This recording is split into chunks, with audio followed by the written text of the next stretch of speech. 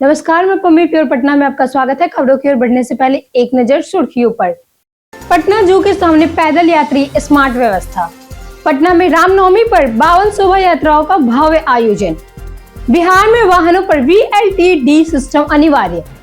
बिहार में डीजीपी की चेतावनी, अपराधियों पर सख्त कार्रवाई। पेट्रोल, डीजल और गैस की कीमतें अब रहेंगी स्थिर। तो चलिए बढ़ते हैं आज के 25 अहम खबरों की ओर विस्तार से। पटना जू के सामने पैदल यात्री स्मार्ट व्यवस्था। पटना नगर निगम ने पटना जू के सामने पैदल यात्रियों के लिए नई स्मार्ट व्यवस्था लागू करने का अनिवार्य नियम लिया है, जिसमें बटन दबाने पर ट्रैफिक 20 मिनट तक रोका जा सकेगा। इससे पायलट प्रोजेक्ट के रूप में शुरू किया जाएगा और सफल होने पर अन्य व्यवस्थित इलाकों और स्कूलों पर भी लगाया जाएगा। बजट 2026-27 में 2,914 करोड़ रुपए का प्रस्ताव पेश किया गया है, जिसमें 8 करोड़ का घाट दर्शाया गया है। स्मार्ट IoT लाइट, GIS आधारित घरों का नया असेसमेंट, स्वर्ग रथ सुविधा, नया गार्बेज स्टेशन, शहर सौंदर्यीकरण और निगम सेवा पर प्रवेश द्वार शामिल है। बिहार में DSP विशेष अपराध को मिले नए अधिकार।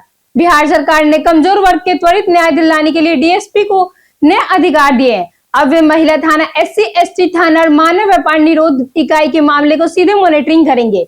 यह निर्णय CID के तहत अनुसंधान और अभियोजना को प्रक्रिया को मजबूत बनाने के लिए लिया गया है। ASTU को महिला थाने से जोड़ा गया है और साथ ही इसके अनेक परिसर में संचालित किया जाएगा। इससे संवेदनशील मामलों की जांच में तेजी आएगी। पटना में रामनवमी पर 52 शोभा यात्राओं का भव्य आयोजन। पटना में रामनवमी के अवसर पर इस वर्ष भव्य श्री राम जन्म उत्सव की तैयारी शुरू हो गई है। डाक बंगला चौराहा को श्री राम चौक के रूप में सजाया जाएगा, जहाँ मुख्य आयोजन होगा। यहाँ लगभग 5 लाख श्रद्धालुओं के जुटने की संभावना है। साथ ही शहर के 52 स्थानों से भव्य शोभा यात्रा निकलेगी, जिनका स्वागत मुख्य मंच पर किया जाएगा। पूरे शहर में राम ध्वज, तोरण, द्वार और आकर्षक लाइटिंग से सजावट की जाएगी। छठ व्रतियों को मिलेगी राहत, सड़क बनेगी जल। नीतीश कुमार ने पटना कलेक्ट परिसर को निरीक्षण करते हुए कलेक्ट घाट से सभ्यता द्वार तक सड़क जल्द बनने के निर्देश दिए हैं। उन्होंने कहा कि इससे छठ व्रतियों की सुविधा मिलेगी और घाट की भव्यता बढ़ेगी। निरीक्षण के दौरान उन्होंने मीटिंग हॉल, उप विकास आयुक्त, जिला परिषद और अनुमंडल पदाधिकारी सदर कार्यालय जाएंगे। मुख्यमंत्री ने कलेक्ट कैंपस में बनने वाले SSP कार्यालय को शीघ्र पूरा करने और डबल डेकर पुल के शेष कार्यों को पटना में समन्वय से जल्द खत्म करने को कहा है। नई कलेक्ट बिल्डिंग 632 एकड़ में फैली है, जहां कई प्रशासनिक कार्यालय संचालित होंगे। सरकारी स्कूलों में 4 चरणों में पढ़ाई सुधार योजना। बिहार के कक्षा 4 से 6 के छात्रों की पढ़ाई में कमजोरी दूर करने के लिए शिक्षा विभाग ने 4 वर्गों में विशेष योजना बनाई है। अप्रैल मई में भाषा और गणित की रोचक गतिविधियों पर आधारित कक्षाएं चलेगी, जहां 2 शिक्षक जिम्मेदार होंगे और शिक्षकों को प्रशिक्षण भी होगा। जून में स्वयंसेवक व समुदाय की भागीदारी के साथ समर कैंप की आयोजित भी किया जाएगा, खासकर 5 और 6 के लिए। जुलाई से सितंबर तक तीसरा चरण चलेगा, जिसमें सीखने के स्तर को और मजबूत किया जाएगा। इस परियोजना का उद्देश्य छात्रों को बुनियादी पढ़ने लिखने और गणितीय क्षमता में सुधार करना है। बिहार में वाहनों पर VLTD सिस्टम अनिवार्य। बिहार परिवहन विभाग ने यात्रियों की सुरक्षा बढ़ाने के लिए एक बड़ा फैसला लिया है। अब बिना vehicle location trekking device VLTD और इमरजेंसी बटन के किसी भी सार्वजनिक वाहन का रजिस्ट्रेशन, फिटनेस या परमिट नहीं मिलेगा। यह नियम बस, टैक्सी और स्कूल बसों पर अनिवार्य होगा, जबकि ऑटो को फिलहाल छूट दी गई है। सिस्टम के जरिए वाहनों को real time location control room central तक पहुंचेगी और ओवर स्पीडिंग या आपात स्थितियों में तुरंत अलर्ट जारी होगा। जिला स्तर पर निगरानी टीम बनेगी और विशेष अभियान चलाकर इस व्यवस्था को सख्ती से रूप से लागू किया जाएगा। दानापुर बिहटा सड़क परियोजना की प्रगति तेज। केंद्रीय मंत्री हर्ष मल्होत्रा ने दानापुर बिहटा एलिवेटेड रोड परियोजना का निरीक्षण कर इसे अगस्त 2027 तक पूरा करने का निर्देश दिया है। उन्होंने national highway authority of India अधिकारियों को निर्माण में देरी न होने, गुणवत्ता बनाए रखने और सुरक्षा मानकों का पालन सुनिश्चित करने को कहा है। लगभग 25.081 किलोमीटर लंबी इस परियोजना में अल्टीमेट कॉरिडोर और सड़क चौड़ीकरण शामिल है। करीब 1959 करोड़ रुपए की लागत वाली इस योजना में सैकड़ों पाइल, स्पैन और फाउंडेशन का निर्माण रहा है, जिसमें अब तक अच्छी प्रगति दर्ज की गई है। बिहार में हीटवेव खतरा, प्रशासन पूरी तरह तैयार। बिहार में इस साल अप्रैल से जून के बीच भीषण गर्मी और हीटवेव की आशंका को लेकर सरकार हाई अलर्ट पर है। मुख्य सचिव प्रत्यय अमृत ने सभी विभागों को सतर्क रहने और SOP के तहत तुरंत तैयारी शुरू करने का निर्देश दिया है। मौसम विभाग ने तापमान के खतरनाक स्तर तक पहुंचने की चेतावनी भी दी है।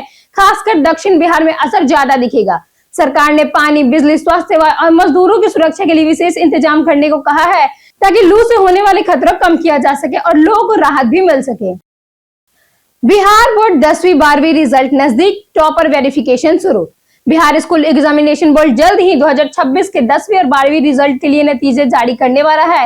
इंटर का रिजल्ट पहले आएगा, उसके बाद में ही मैट्रिक का रिजल्ट आएगा।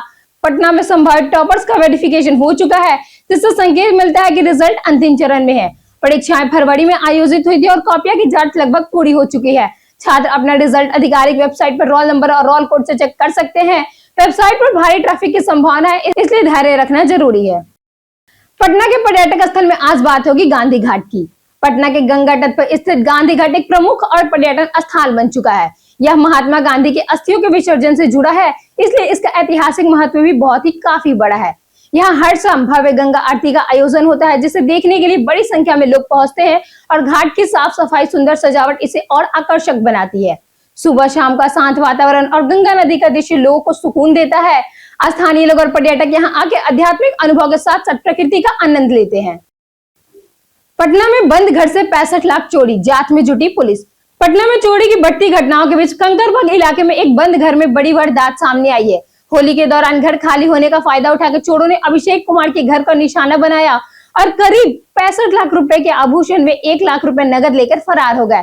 घटना का सीसीटीवी फुटेज भी मिला है। पीड़ित परिवार ने पुलिस गश्ती व्यवस्था पर सवाल उठाया है। लगातार हो रही ऐसी घटनाओं में शहर में डर और असुरक्षा का माहौल बन चुका है, जबकि पुलिस जांच में पूरी तरह जुटी हुई आरोपियों को पहचान करने का प्रयास भी कर रही है। बिहार लोक सेवा आयोग टीआरई 4 देरी पर आज सड़क पर उतरेंगे छात्र। बिहार में लोक सेवा आयोग द्वारा टीआरई 4 नोटिफिकेशन में देरी से शिक्षक अभ्यर्थी में भारी नाराजगी है। 2 वर्ष से भर्ती का इंतजार कर रहे छात्रों ने 17 मार्च तक अल्टीमेट दिए थे, अन्यथा वे आज यानी 18 मार्च को पटना में बड़ा आंदोलन करेंगे। छात्र नेता दिलीप और अभ्यर्थियों का कहना है कि सरकार द्वारा अधियाचन भेजे जाने और आश्वासन के बावजूद नोटिफिकेशन जारी नहीं हुआ। अभ्यर्थियों का मनोबल गिर रहा और वे अब ठोस कार्रवाई चाहते हैं। आंदोलन पटना कॉलेज से शुरू होकर आयोग कार्यालय तक जाएगा और नोटिफिकेशन जारी होने तक जारी रहेगा। फसल लूटने पहुंचे अपराधी, पुलिस से हुई मुठभेड़। पटना के पंडारक दियार में फसल लूटने पहुंचे अपराधी और पुलिस के बीच मुठभेड़ हुई। एसटीएफ के साथ पहुंची पुलिस पर बदमाशों ने करीब 25 राउंड फायरिंग की, जिसमें से 2 पुलिसकर्मी बाल बाल बच गए। जवाबी कार्रवाई में पुलिस ने भी 5 राउंड फायरिंग की, जिसमें गिरोह के सरगना धीरज कुमार के पैर में गोली लग गई। इसके बाद पुलिस में धीरज ने समेत 5 अपराधियों को गिरफ्तार कर लिया। उनके पास से हथियार और कारतूस बरामद हुए। गिरोह दियारा इलाके के किसानों की फसल जबरन काट कर लूटने का काम करता था, जिससे स्थानीय लोग काफी परेशान थे। जाने आज कैसा रहेगा पटना के मौसम का मिजाज। आज पटना में मौसम की बात करें तो यह परिवर्तनीय बना हुआ है। दिन भर आसमान में बादल छाए रहने की संभावना है, जिससे धूप कम और उमस थोड़ी अधिक महसूस हो सकती है। कुछ इलाकों में हल्की बारिश या गरज की भी संभावना जताई गई है। हालांकि बारिश ज्यादा नहीं होगी। अधिकतम तापमान की बात करें तो यह 34 से 36 डिग्री और न्यूनतम तापमान की बात करें तो 21 से 23 डिग्री के आसपास रह सकती है। कुल मिलाकर आज की बात करें तो आज पटना में हल्का बादल हुआ, लेकिन गर्म मौसम बना रहेगा।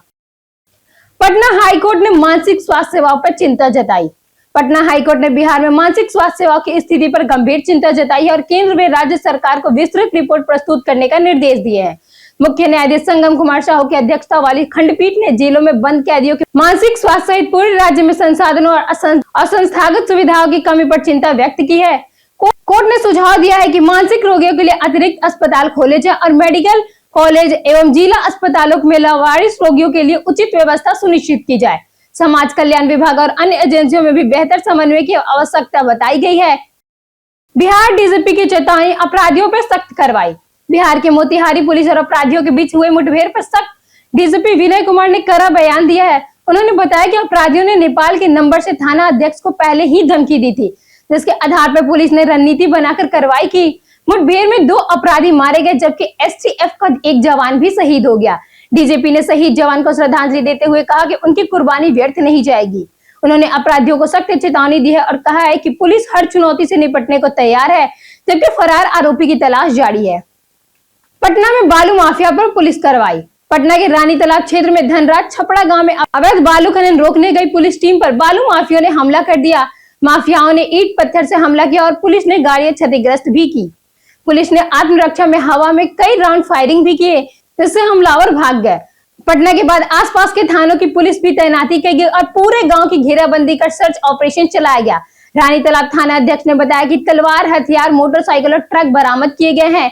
आरोपियों की गिरफ्तारी के लिए छापेमारी भी जारी है। प्रशासन का रुख और भी कड़ा है। बिहार आयुष्मान योजना में बना अग्रणी राज्य। बिहार आयुष्मान भारत योजना के क्रियान्वयन में अग्रणी राज्यों में शामिल हो गया है। स्वास्थ्य मंत्री मंगल पांडे के अनुसार राज्य में अब तक 4.16 करोड़ आयुष्मान कार्ड बनाया जा चुका है और 32 लाख से अधिक मरीजों का इलाज भी हो चुका है। इस योजना से जुड़े 1,230 अस्पतालों में 4,784 करोड़ रुपए का उपचार किया गया है। आयुष्मान मंथन कार्यालय के माध्यम से अस्पतालों और स्वास्थ्य एजेंसियों के बीच समन्वय मजबूत करने पर जोर दिया गया है। कार्यशालाओं में गुणवत्ता, पारदर्शिता और एंटी फ्रॉड उपायों पर चर्चा हुई तथा बेहतर प्रदर्शन करने वाले अस्पतालों को सम्मानित भी किया गया। एलपीजी ई-केवाईसी पर सरकार का नया बड़ा बयान। Ministry of petroleum and natural gas ने एलपीजी ई-केवाईसी को लेकर नया स्पष्टीकरण जारी किया है। मंत्रालय के अनुसार ई-केवाईसी सभी उपभोक्ताओं के लिए अनिवार्य नहीं है, बल्कि केवल उन्हीं के लिए जरूरी है जिन्होंने अब तक पहचान सत्यापित नहीं कराया है। जिनका ई-केवाईसी पहले से पूरा है उन्हें दोबारा जरूरत नहीं है। प्रधानमंत्री उज्ज्वला योजना के लाभार्थियों को साल में एक बार ई-केवाईसी करवाना अनिवार्य होता है ताकि सब्सिडी मिलती रहे। ई-केवाईसी न होने पर गैस की सप्लाई जारी रहेगी। यह प्रक्रिया पारदर्शिता बढ़ाने, फर्जी करेक्शन रोकने और सही लाभार्थी को पहचान सुनिश्चित करने के लिए लागू की गई है। गर्मी आते ही बढ़े मच्छर, अपनाइए घरेलू उपाय। गर्मी शुरू होते ही मच्छरों का प्रकोप बढ़ जाता है, जिससे नींद खराब होने के साथ साथ डेंगू, मलेरिया, चिकनगुनिया जैसी बीमारियों का खतरा भी बढ़ता है।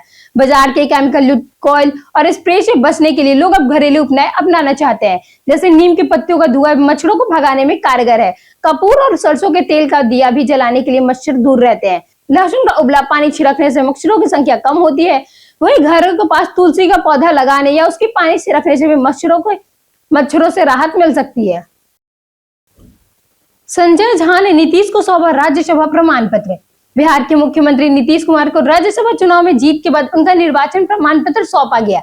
जेडीयू के राष्ट्रीय कार्यकारी अध्यक्ष संजय झा ने मुख्यमंत्री आवास पहुंचकर उन्हें यह सर्टिफिकेट दिया। इस मौके पे एमएलसी संजय गांधी भी मौजूद रहे। नीतीश कुमार ने खुशी जताते हुए सभी को आभार व्यक्त किया। संजय झा ने सोशल मीडिया पे कहा कि नीतीश का जीवन बिहार के विकास को समर्पित रहा। राज्यसभा पहुंचने को लेकर यह उनके लिए एक भाविक पल भी रहा और इससे बिहार की राजनीति में अहम घटना माना जा रहा है। बीते दिन हमारे द्वारा पूछे गए सवाल का जवाब आप लोगों में से बेहद लोगों ने हमारे कमेंट सेक्शन में लिखकर दिया है। जिन्होंने हमारे द्वारा पूछे गए सवाल का जवाब दिया है उनके नाम है संजीव कुमार, दिलीप कुमार, रोहन अंसारी, पप्पू चौहान, रीना कुमारी और सोनी कुमारी। इसी के साथ बढ़ते हैं आज के सवाल की ओर। आज का सवाल है, क्या गैस एजेंसी की सेवा से आप संतुष्ट हैं? आप अपना जवाब हमें हमारे कमेंट सेक्शन में लिखकर जरूर बताएं। आज के लिए इतना ही। बिहार के तमाम खबरों के साथ बने रहने के लिए देखते रहिए प्योर पटना और साथ ही अगर आप यूट्यूब चैनल पर देख रहे हैं तो चैनल को सब्सक्राइब करें और अगर आप फेसबुक पेज पर देख रहे हैं तो लाइक और फॉलो जरूर करें।